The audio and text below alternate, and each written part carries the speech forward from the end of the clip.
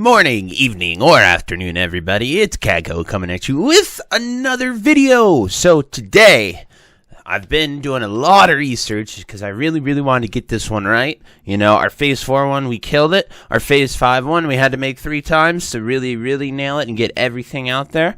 But, you know, it is what it is. I'm happy to do it and learn from my mistakes. But we're here with the Phase 6 preparation guide. Now, people have been commenting that they want it early. People have been saying that it doesn't matter. Honestly, I'm just going to try to do it as early as possible. And that's where we've been the past 2 days sort of researching it. You guys have seemed to really like the gear guides and sort of covering the market in that aspect. So we're going to try to angle it more towards that.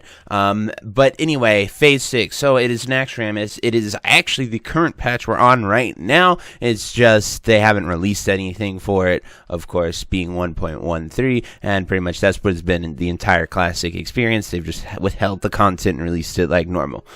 Anyway, let's get to it. So with Phase 6 comes a lot of good content in Naxxramas as a raid. It's really tough. It's actually one of the hardest raids in Classic WoW, and it's also one of the most rewarding. With that being said, people are going to be using a lot of consumables to get through this. So alchemy is amazing for this, and as well as enchanting to make sure your gear is the best. Those are always going to be staples at any time in WoW, just because they're the two professions that fund raiding.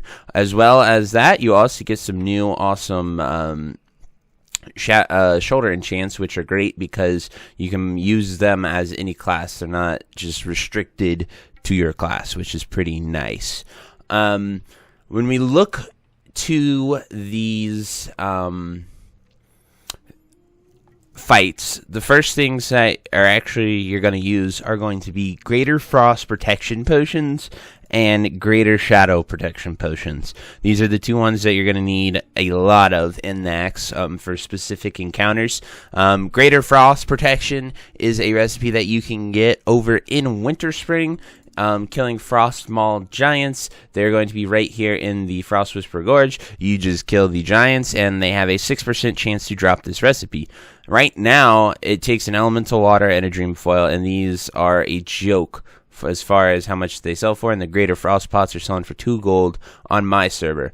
You know, I have a ton of elemental water that I've been saving. You get a lot from fishing. And so right now it's not profitable, but I guarantee you it is going to jump like all the other protection potions. This one is definitely the easiest to make, though. So, you know, it's not going to probably be 5-6 gold like we've seen with all the others at whatever point in history that they're being used. Now, the shadow protection potion, this one is kind of a pain. It is a 2-step process in order to get this one. So, yeah, in order to get the shadow oil, you have to go to 1,000 Needles for Horde or Duskwood for the Alliance, and you have to trade a vendor at each of those locations, and they sell the shadow oil potion. And so shadow oil is used with 4 Fade Leaf, 4 Grave Moss, and a Leaded Veil. So I have guides for herbalism on where to find those materials, the best places to farm them. All in all, I found either in Desolus for the Grave Moss as well as the Scarlet Monastery. Just going into each of those trying to pick them because it spawns Fade Leaf and Grave Moss and you don't really have to move. However, with the 30 instance cap still in effect per day, it's kind of up to you what you want to do and grind. But Greater Shadow Protection, they have sat around 6 to 8 gold, even skyrocketed to 10 gold on my server, and they will be in hot demand come Nax. Now, another thing I want to mention is Flask of Titans and Flask of Supreme Power. Both of these, as even Flask of Distilled Wisdom. My guild hasn't given us instructions yet on what they want us to prep for, but I know you're going to need these because Nax is that difficult. Nax takes so long you have to pop multiple flasks per raid if you're going for it. And whether you use Titans or Power, you know, that's up to you. It really depends on what your guild is asking for, but I pretty much just would do whatever they require. As far as the raid consumables go, we still have all the normal ones that we've been using. Great ones are Greater Arcane Elixir. This one's always used. It's 35 spell power for an hour. Everyone's going to use that. That is a caster. And then Elixir Mongoose, those are always going to be used. Greater Stone Shield Pots, always used.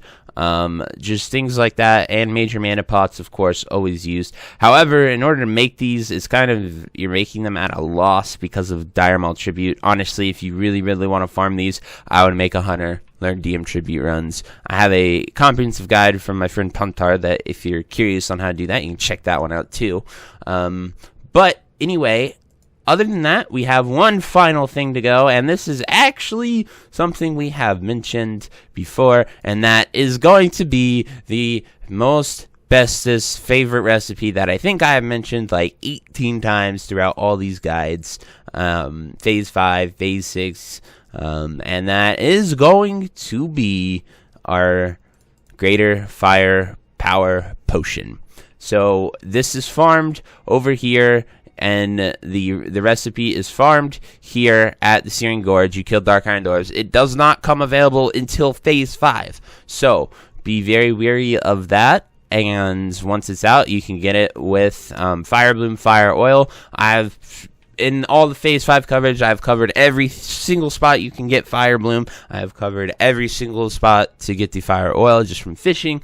I have pretty much beat this horse to death, sort of covering that and everything you can get with that. So that, like, I don't know what to tell you other than to farm the crap out of that. It's going to be used so much. Mages are still fire, and the only reason I focus so much on mages and that is because mage is the most played class and uses the most consumables, as well as pays the most gold. So, like, they earn a ton of gold, so they can spend a ton of gold, and that's why I give any mage product a slight edge over warriors. I know all you warriors out there are going to give me some slack for saying that, but it's true. They make more gold than you, and it is what it is. But that's good, because you can just, upcharge them and make a lot of money off of them. So, rehashing the most recent videos, sort of covering the tier pieces, the desecrated pieces that drop off of every boss here in Naxxramas. Not every boss, but most of them drop some piece of them.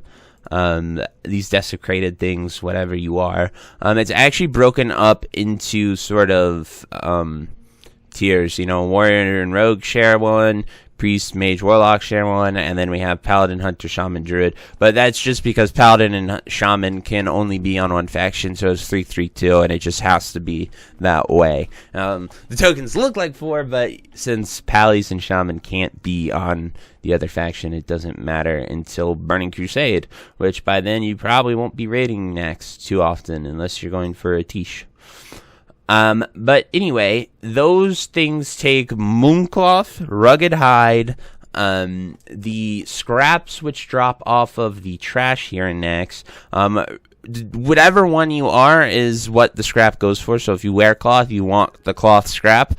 You need a total of 123, I think is what I said in the previous video. I don't have the exact thing up, but this is tradable and you can collect it. So I would definitely recommend doing that if you use your tier. I would look up if you use your tier. But Mooncloth for the casters is going to be the big one. And then a lot of Arcane Crystals, Nexus Crystals, Cured Rugged Hide. That is going to be the one thing that you should buy literally today, because it is going to jump so far up. Not many leatherworkers out there. They're not making too much Cured Rugged Hide. And I'm like, if I wasn't raid logged for this Sunday, I would literally go buy a ton of it right now. I might honestly bring my priest to org to buy a ton of it, because it is going to be huge, because every class uses the Cured Rugged Hide to some degree, some more than others. If you're a hunter, I would definitely get on that ASAP if you plan on getting tier 3, because it's a lot. But Arcane Crystals, Arcanite Bars, I covered it in the most recent video, guys, so if you're really interested in it, take a look at that one, and we will get back to all the details with that. So anyway, guys, that's pretty much it. I really hope you enjoyed this video. If you think I'm missing anything, please let me know. But we're coming to the end of Classic WoW, and it's been such a great experience. And I really hope they do BC. They haven't officially announced it, but my timeline's been a little bit off because they delayed a lot of stuff. But anyway, I'm looking forward to it all, and just wanted to let you guys know that. And thank you very much. Have a great day, and I'll see you next time. Bye-bye. If you made it to the end of this video, thank you so much for watching. It truly means a lot to me. If you happen to find anyone that you know would also benefit from watching this video, please share it with them. It helps me out a ton and allows me to keep doing what I love every single day, and that is gaming and sort of helping people any way that I can. So finally, thank you so much, and I hope you have a fantastic day. Goodbye.